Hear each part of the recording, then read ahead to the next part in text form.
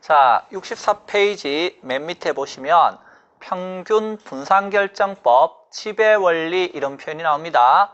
자, 평균 분산결정법이 무슨 뜻입니까? 그랬을 때 우리 이미 평균이란 표현을 배웠어요. 기대 수익률을 측정할 때는 불황일 때, 호황일 때 기대되는 수익의 가중 평균값으로 측정한다 이런 말 배웠죠. 자, 따라서 평균 분산결정법에서 평균은 기대되는 수익률을 말하는 겁니다. 그럼 분산은 먼저 우리가 조금 전에 배웠죠. 위험을 측정할 때 어떻게 측정한다고요? 표준 편차와 분산으로 측정한다 이런 뜻입니다. 그러면 평균 분산결정법은 투자를 결정할 때 위험을 싫어하는 전형적인 투자자 입장에서는 수익률이 동일하면 당연히 어떤 투자 대안을 선택하겠어요? 수익률이 같으면 위험이 적은 쪽을 선택하고요. 위험이 동일하면 당연히 수익률이 높은 쪽을 선택하는 투자 분석 기법이 뭐다? 평균 분산결정법이에요. 자, 그래서 여기에서 이제 뭐에 대해서 설명을 하자 하는 것이죠. 평균 분산결정법이라고 하는 것은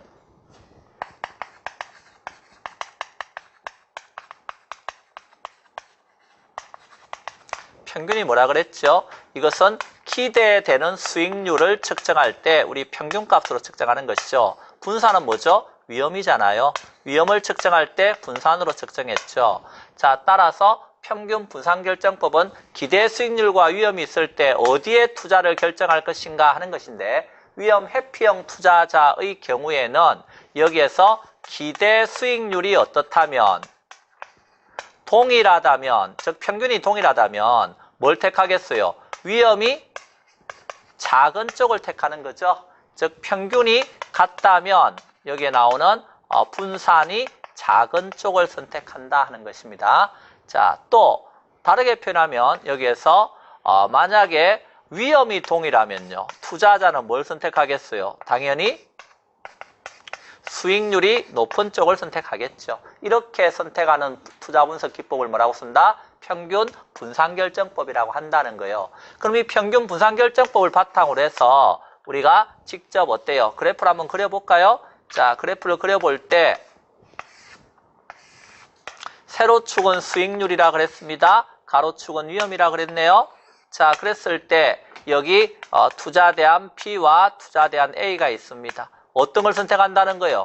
뭐는 같아요? 위험이 같으면 수익률이 높은 쪽을 택하니까 당연히 A를 선택하겠죠? 그 말은 A를 선택한다는 말은 B를 선택하지 않는 거니까 이걸 다른 말로 지배 원리라고 쓴다는 거예요. 어떤 점이 어떤 점을 지배하는가 하는 걸 알려주는 거죠. 자, 그 다음에 여기 A하고 C가 있습니다. 그럼 당연히 어떤 걸 선택한다는 거예요? 수익률이 같으면 위험이 작은 쪽을 선택하니까 A를 선택한다는 거예요. C를 선택하지 않는다 이 소리죠. A가 C를 지배한다 이렇게 되는 겁니다. 그러면 주어진 위험에서 가장 높은 수익을 얻을 수 있는 점이 A점입니다. 그런데 만약에 더 높은 수익이 얻고 싶어요. 그럼 어떻게 해야 되죠? 우리는 조금 전에 위험하고 수익은 무슨 관계? 상쇄관계, 비례관계라는 거 배웠죠. 그러면 더 큰 위험이 있는 데로 가세요 이렇게 되는 거예요. 그럼 더 큰 위험이 있는 데로 가면 어떻게 되겠어요? 더 높은 수익을 주겠다 하는 수익이 기대되는 이런 D점도 있더라는 겁니다. 그러면 여기에서 D점은 위험이 커졌지만 또 더 높은 수익이 기대되는 점이네요. 그럼 이 D점은 당연히 밑에 있는 C점 이런 걸 지배하겠죠? 그렇습니다. 그럼 주어진 위험에서 또 가장 높은 수익을 주는 게 D점입니다.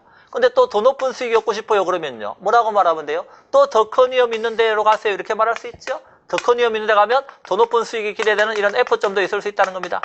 자, 그러면 이런 점들은 다 무엇을 통해서 나온 점들이에요? 이런 점들이 평균 분산 지배 원리를 통해서 나온 점들이군요. 즉 주어진 위험에서 가장 높은 수익을 주는 점 이런 걸 찾은 거예요. 그러면 이런 점들을 효율적인 투자점이다 이렇게 표현할 수 있는 거죠. 자, 그래서 이런 점들이 효율적인 투자점이 되겠습니다. 자, 그런데 만약에 이 경우에 물어보기를 이런 A점과 B점 중에서는 어디다 투자하시겠습니까? 이래 물어보면요, 저기는 A점은 어때요? 보시다시피 상대적으로 D에 비해서 뭐가 작아요? 위험이 낮죠? 대신에 뭐도 수익률도 낮잖아요. 근데 D점은요, 지금 D점은 뭐도 높아요? 위험도 A보다는 크죠? 수익률도 A보다는 크죠? 이렇게 된 거예요. 그럼 이 중에서 어디를 선택합니까? 하고 물었을 때 평균 분산결정법은 거기에 대한 답은 못 해준다는 거예요. 둘 다 효율적인 투자점이다 이렇게밖에 말을 못 해주는 거예요. 그래서 이게 한계가 되는 거죠. 이런 평균 분산결정법이 가지는 한계를 극복하기 위해서 나온 게 뭐라 그랬어요? 포트폴리오라 그랬어요. 그럼 포트폴리오가 뭡니까? 이런 한계가 있을 때 이런 한계를 평균 분산결정법이 가지는 한계를 극복하기 위해서 나오는 게 뭐다? 포트폴리오 이론이 됩니다. 포트폴리오라고 하는 것은 이것은 분산 투자된 자산의 조합을 말합니다. 그러니까 하나에 올인하지 말고 뭐 하라는 뜻이죠? 분산 투자하라 이런 뜻이 됩니다. 즉 여기 있는 A점, D점 이렇게 올인하지 말고 분산 투자해서 이 바구니에다가 A도 담고 이렇게 D도 담으라는 거 이렇게. 그렇게 분산 투자를 하라는 겁니다. 그럼 분산 투자라면 뭔가 좋은 점이 있으니까 하라는 거 아니겠어요? 뭐가 좋은 점입니까? 라고 물었을 때 이 포트폴리오 이론에서는 분산 투자라고 하는 걸 하게 되면 포트폴리오에서는 위험을 두 가지로 나눕니다. 하나는 체계적 위험입니다. 하나는 비체계적 위험입니다.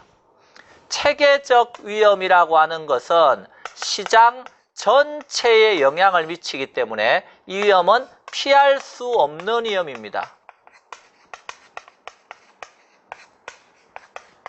그런데 비체계적 위험이라고 하는 것은 개별 자산에만 국한해서 영향을 미치는 위험으로서 이것은 피할 수 있는 위험입니다.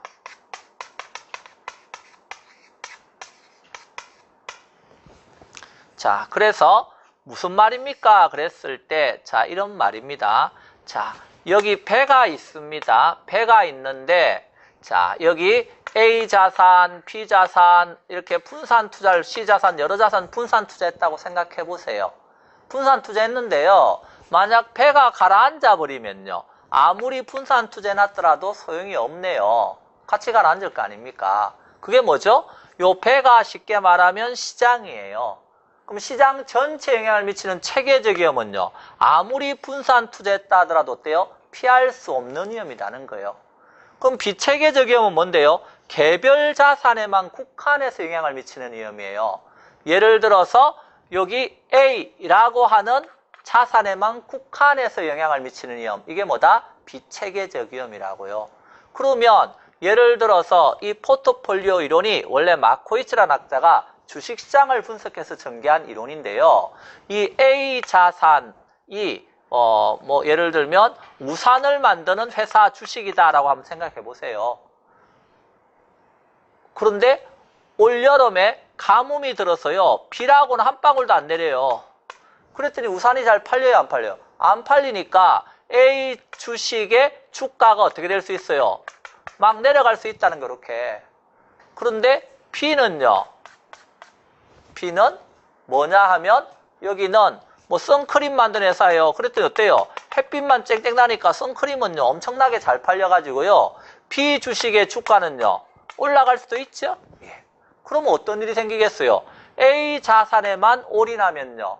요거 하나만 올인하면 나는 쫄딱 망했네가 될 수 있잖아요. 근데 이렇게 분산 투자를 했더니 요 개별 자산의 위험 때문에 자산에만 영향을 미치는 이 위험 때문에 발생한 위험이 B에 투자함으로써 어때요? 이렇게 제거될 수 있다는 거죠. 자, 그게 뭐다? 여기 있는 비체계적 위험이에요. 그래서 비체계적 위험은 개별 자산에만 국한해서 영향을 미치는 위험으로서 피할 수 있는 위험이다. 어떻게 하면 피할 수 있는데요? 예, 하나에 올인하지 마시고 뭐 하세요? 분산 투자함으로써 피할 수 있는 위험이다. 이렇게 된 거예요. 그러면 이런 경우도 한번 생각해 보시죠. 야, 분산 투자하면 비체계적 위험을 피할 수 있대. 이렇게. 와, 그럼 잘 됐네. 그래서 갑이 분산 투자를 했어요. 뭐하고? A하고 C하고 B하고 분산 투자하는 게 C하고 했어요. 요렇게 분산 투자를 했어요. 근데 얘가 뭔데요? 얘에서는 비염 만드는 회사였어요. 뭔 일이 생겼어요? 비가 안 내리니까 우산에 만든 회사의 주가가 떨어지니까 요 C도 뭐라고 말하는 거예요? 우리는 친구잖아. 친구는 같이 가는 거야 이러면서 어때요? 얘도 같이 주가가 떨어지고 있어요. 얘가 10% 떨어질 때 얘도 어때요? 나도 10% 떨어진다고 똑같이 떨어지고 있다고 이렇게. 그럼 어떤 일이 생기겠어요? 이건